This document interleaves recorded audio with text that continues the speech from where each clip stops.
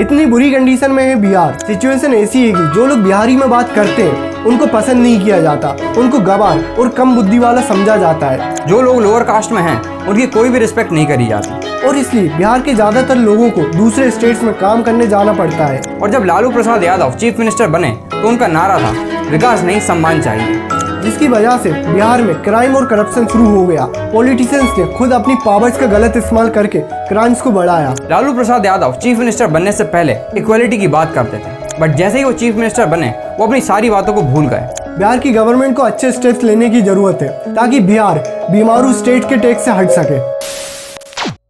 Bihar India की golden age का गढ़ था, बट आज उस गढ़ में कोई रहना ही नहीं चाहता, ना ही कोई खास नौकरी और ना ही कोई इंडस्ट्री।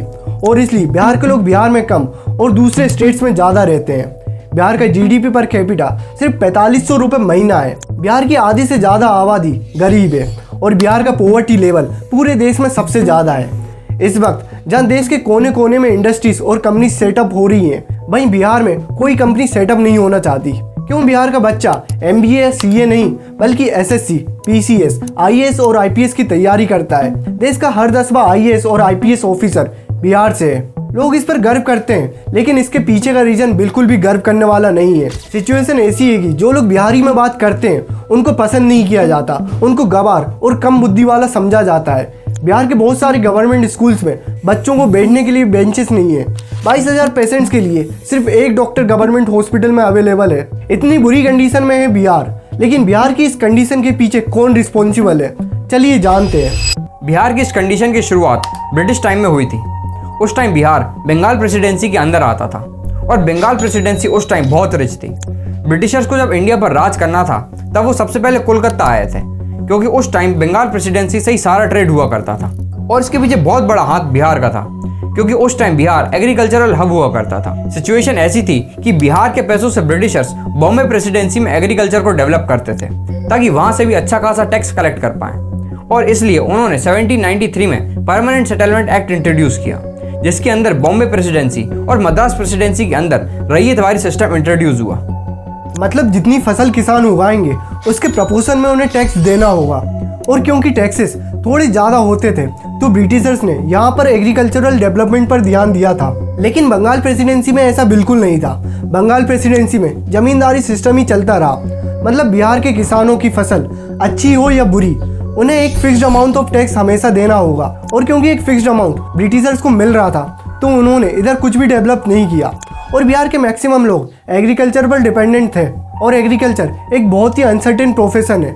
जरूरी नहीं है कि हर बार फसल अच्छी हो। और क्योंकि यहाँ के लोगों को एक fixed amount of tax Britishers को देना ही था, जिसका रिजल्ट ये हुआ कि बिहार के लोग गरीब होते गए और धीरे धीरे बिहार में एग्रीकल्चरल ग्रोथ भी स्टैग्नेंट हो गई। आफ्टर इंडिपेंडेंस इस लॉ को हटा दिया गया, बट बिहार को अब तक ऑलरेडी बहुत नुकसान हो चुका था। और आज़ादी के बाद इंडिया ग्रोथ पर फोकस कर रहा था और बिना इंडस्ट्रीज के ग्रोथ इम्पॉसिबल है।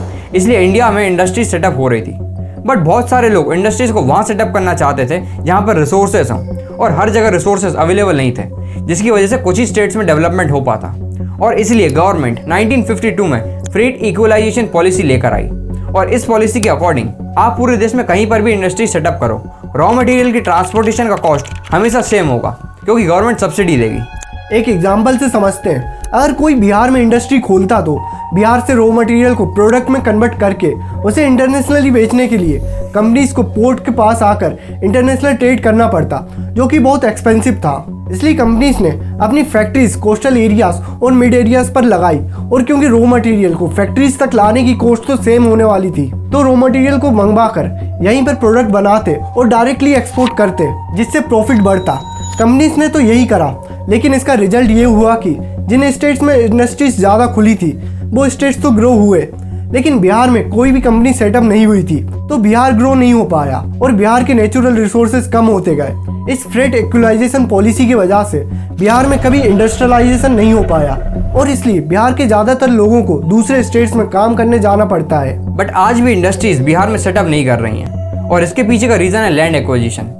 एक कंपनी को सेटअप होने के लिए बहुत ज़्यादा ज़मीन लगती है, और बिहार के बहुत सारे लोगों के पास बहुत छोटे छोटे एरियाज में ज़मीन है, और वही उनके खाने पीने का इकलौता जरिया है। अगर कोई एक कंपनी बिहार में इंडस्ट्री सेटअप करती है तो उसे किसी एक किसान से नहीं बल्कि बहुत सारे किसानों से ज़मीन के लिए बात करनी पड़ेगी, और जिसकी रोजी रोटी का इकलौता जरिया वो ज़मीन है वो ज़मीन देने के लिए रेडी नहीं होते हैं। और इससे पहले भी बहुत सारे लोग अपनी ज़मीन इन कंपनियों को दे चुके हैं, लेकिन गवर्नमेंट की पॉलिसीज़ और गवर्नमेंट की एक्टिविटीज़ की वजह से वो कंपनी बीच में ही बंद हो जाती है, जिससे किसानों को बहुत ज़्यादा नुकसान हुआ है। ना ही उन्हें रोज़गार मिला और ना ही पैसे, और उनके हाथ से उनकी ज़मीन भी चली गई।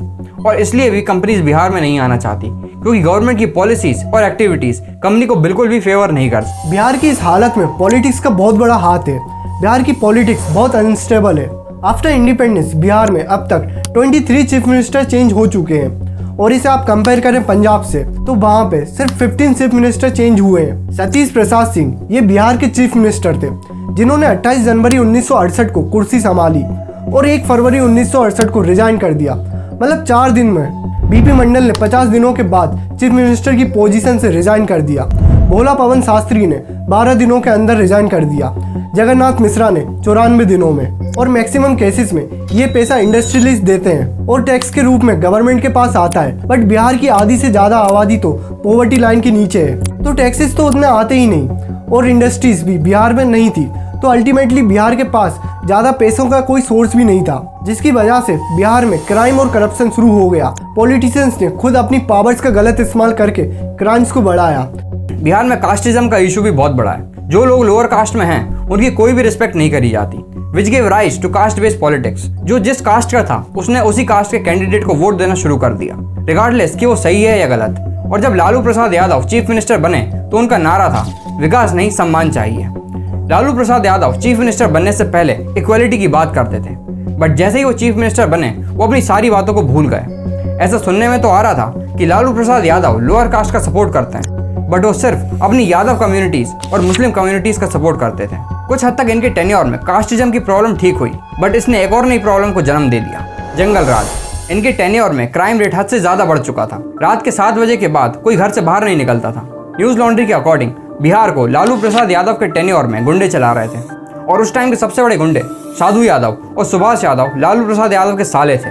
बिहार की पॉपुलेशन सबसे ज़्यादा है और लिटरेसी सबसे कम। और जैसे ही ये सेंटेंस बोला जाता है, बिहार के लोग बोलते हैं कि सबसे ज़्यादा आईएएस और आईपीएस बिहार से ही आते हैं। बट इसके पीछे का भी एक रीज़न है। बिहार में ज़्यादा इंडस्ट्रीज़ ही नहीं है, तो लोग प्राइवेट जॉब के लिए जाते ही नहीं। और कहाँ जाएंगे, उनके पास कोई ऑप्शन ही नहीं है। इतनी ज़्यादा पॉपुलेशन के इतने ज़्यादा स्टूडेंट्स सिर्फ गवर्नमेंट जॉब की प्रिपरेशन में लगे रहेंगे, तो इसके चांसेस ज़्यादा हैं कि उन्हीं में से ज़्यादा लोग एग्ज़ाम को क्लियर कर पाएंगे और गवर्नमेंट जॉब ले पाएंगे। बिहार जहाँ चंद्रगुप्त मौर्य और सम्राट अशोक जैसे महान राजा हुए, जिन्होंने रियल अखंड भारत की नींव रखी, जिनका अशोक चक्र तिरंगे में आज भी भारत की शान बढ़ाता है। चाणक्य, जिनकी चाणक्य नीति आज भी कितनी रेलिवेंट है। आर्यभट्ट, जिन्होंने जीरो दिया उसे पूरा वर्ल्ड यूज़ कर रहा है। यहाँ तक कि रामायण को लिखने वाले महर्षि वाल्मीकि भी बिहार से थे। बिहार जहाँ आकर सिद्धार्थ बुद्ध बने। बिहार का कंट्रीब्यूशन हिस्ट्री की हर एक चीज़ में है, बट हिस्ट्री तो हिस्ट्री है, उसका प्रेजेंट में कोई भी इम्पैक्ट नहीं होता। ब्रिटिशर्स, गवर्नमेंट पॉलिसीज और बिहार की डर्टी पॉलिटिक्स, इन्हीं सभी चीज़ों की वजह से लोग बिहार के लोगों से भी बुरी तरह से बिहेव करते हैं। बिहार की पूरी स्टोरी में वहाँ के लोगों की कोई गलती नहीं है। बिहार की गवर्नमेंट एजुकेशन प्रोवाइड नहीं कर पा रही, आम लोगों के साथ कितने सारे स्कैम करे, बिहार की एग्जिस्टिंग इंडस्ट्री को बंद करवा दिया। वहाँ के आम लोगों के पास क्या ऑप्शन है? कुछ नहीं। बिहार की गवर्नमेंट को अच्छे स्टेप्स लेने की ज़रूरत है ताकि बिहार बीमारू स्टेट के टैक्स से हट सके। अगर आप इस वीडियो को अभी तक देख रहे हैं तो वीडियो को लाइक करें, कमेंट में अपने ओपिनियन ज़रूर बताएं और चैनल को सब्सक्राइब करना ना भूलें। जल्द मिलते हैं अगली वीडियो में। धन्यवाद।